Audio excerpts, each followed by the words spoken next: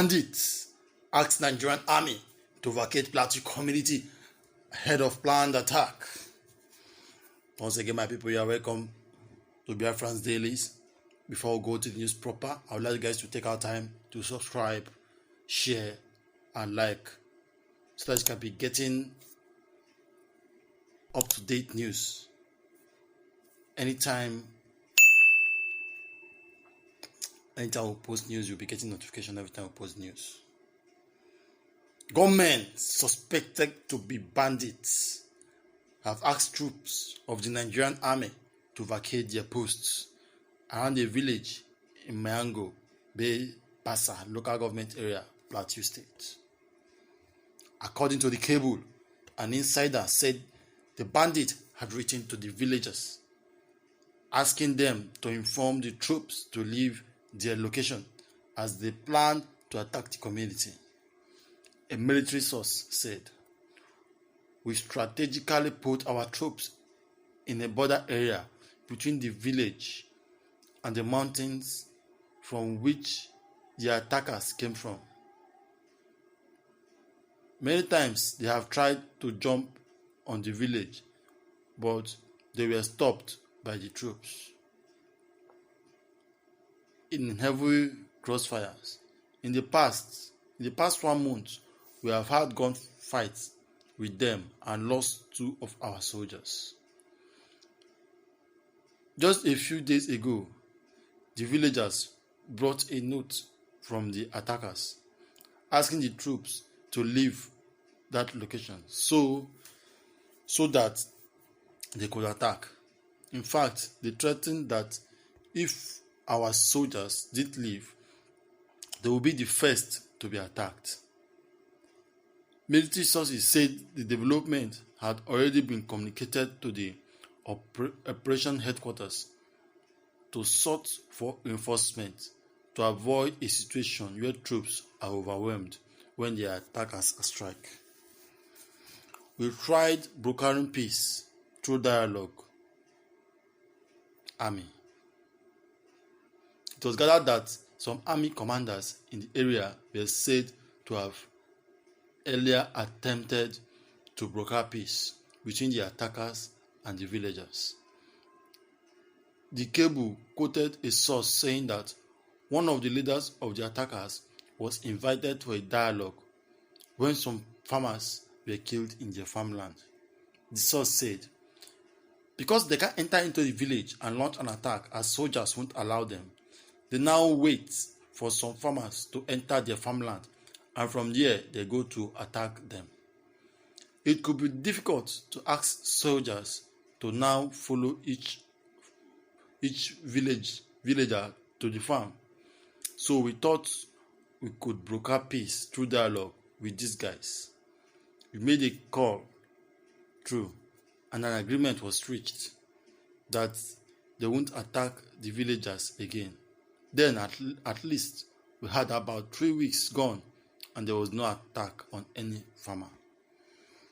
It was shocking to see their latest threat, but our troops are on standby and we won't allow them to take over that village. The army spokesman Oyema Nwachukwu was not immediately available to comment on the developments at the time of filing this report. My people, I greet you. News like this are the reason why most of us don't want to have anything to do with this country.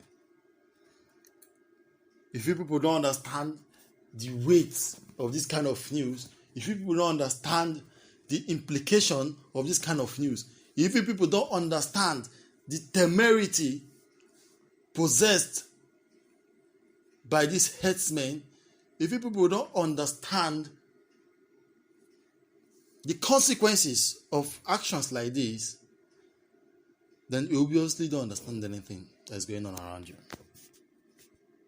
The Nigerian army is saying right here that they dialogued with bandits. The same bandit that have been killing people, the same bandit that have been maiming villagers.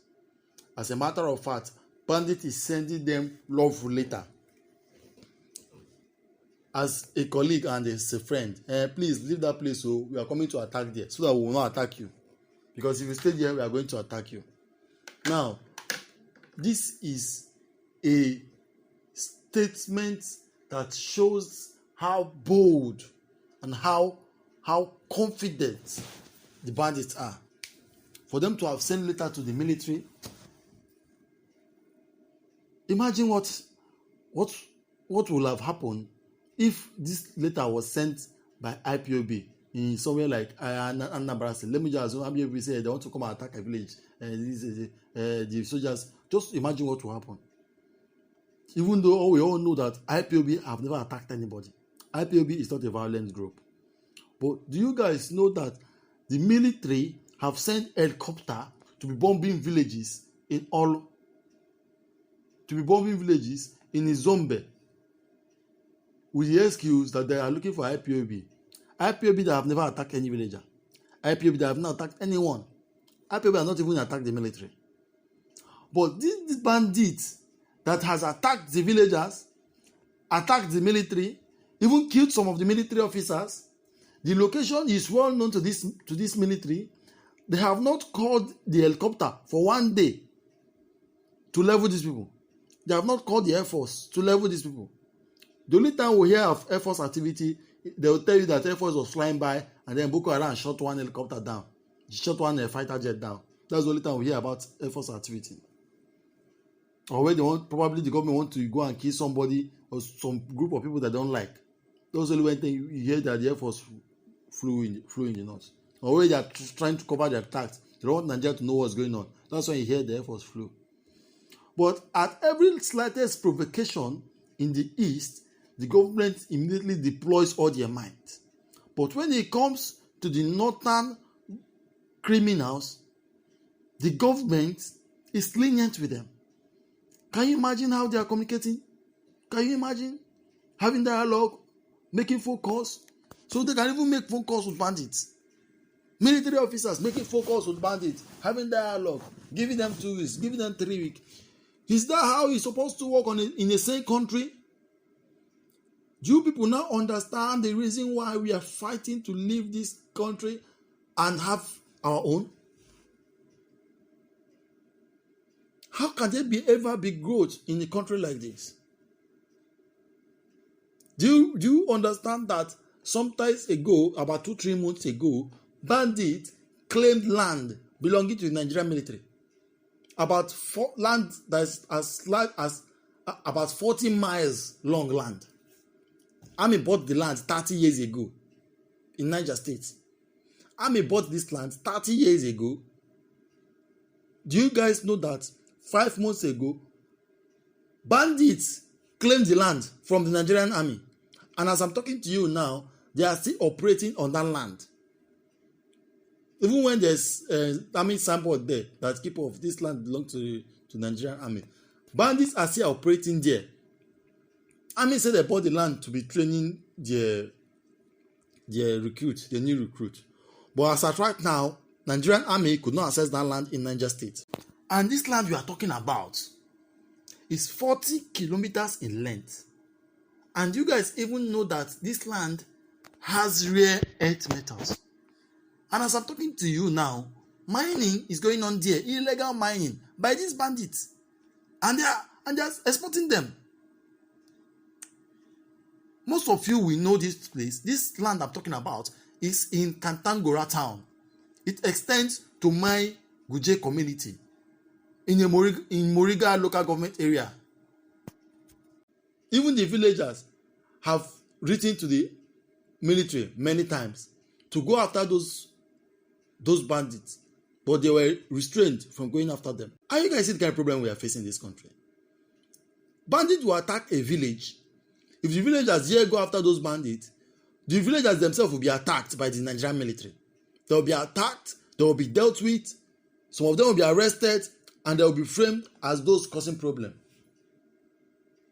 Whereas the real bandits causing the whole mayhem are left.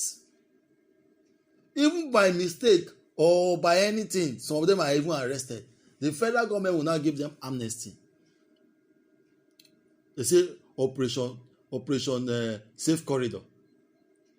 Immediately, any bandit that have committed all the mayhem in the country got arrested by mistake or by any omission or commission, probably didn't get information, some rogue southern soldiers arrested the person, or even some rogue southern police, because normally soldier will not arrest bandits in this country.